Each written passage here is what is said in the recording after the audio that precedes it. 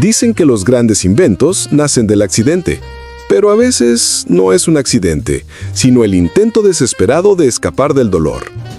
Esta es la historia de un hombre que quiso curar su cuerpo, calmar su mente y acabar con su adicción, y sin saberlo, cambió para siempre la historia del mundo. En el año 1861, Estados Unidos ardía en llamas. La guerra civil había dividido al país en dos, y los campos de batalla se convertían cada día en cementerios improvisados.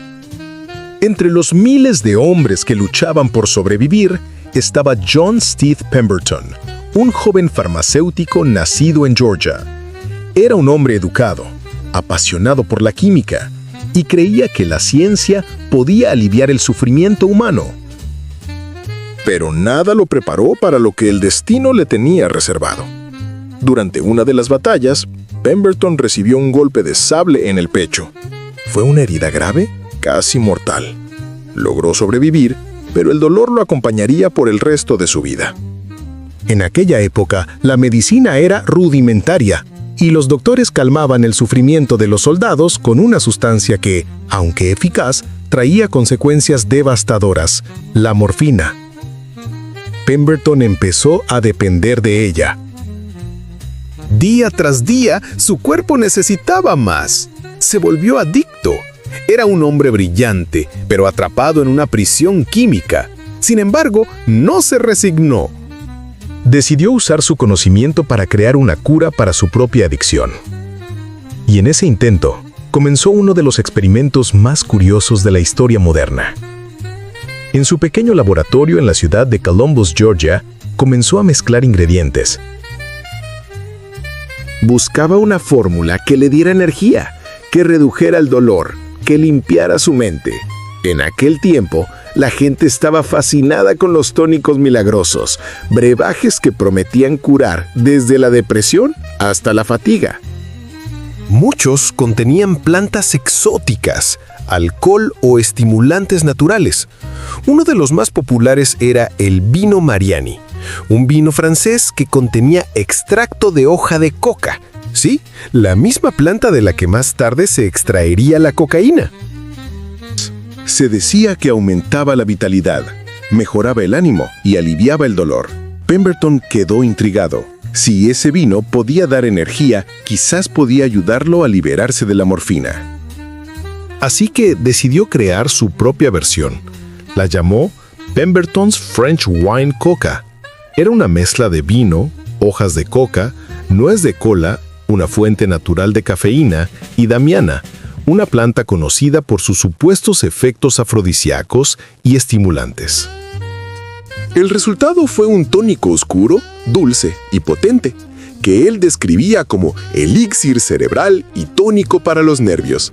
Su bebida empezó a ganar fama en su comunidad. Muchos afirmaban que les ayudaba a sentirse más despiertos, más vivos. Pero todo cambió en 1886, cuando la ciudad de Atlanta aprobó una ley seca que prohibía el consumo de alcohol. Se vio obligado a reformular su invento. Sin el vino, su tónico perdería fuerza, o eso creía. Decidió reemplazar el vino con una mezcla de jarabe espeso y agua carbonatada, una novedad en aquella época. Nadie lo sabía, pero aquel cambio marcaría un antes y un después en la historia de las bebidas.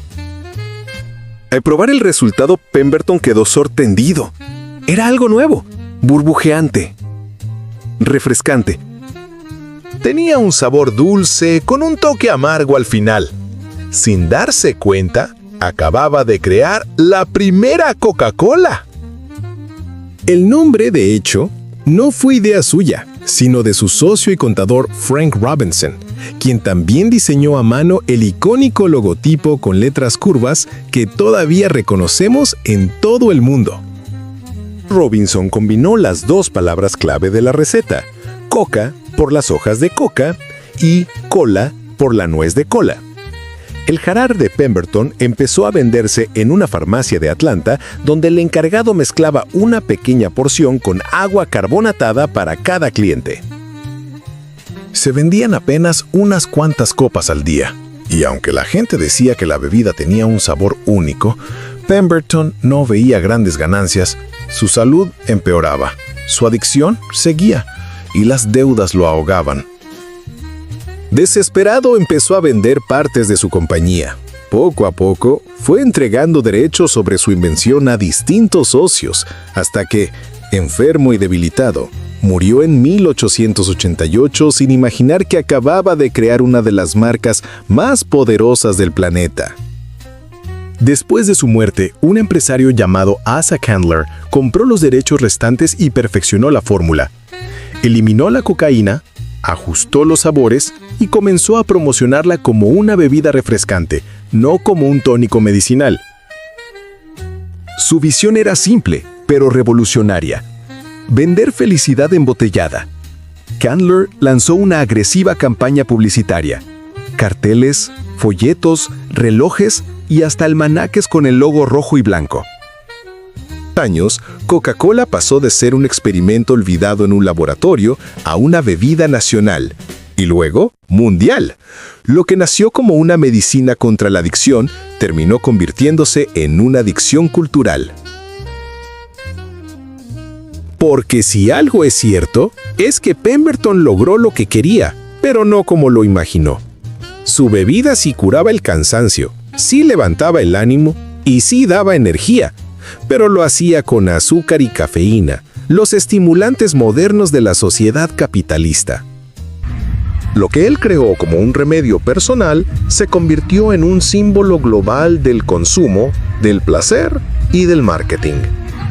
Hoy se consumen más de 1.9 mil millones de botellas de Coca-Cola cada día. Está en todos los rincones del planeta, en supermercados, en fiestas, en cines, en cada celebración.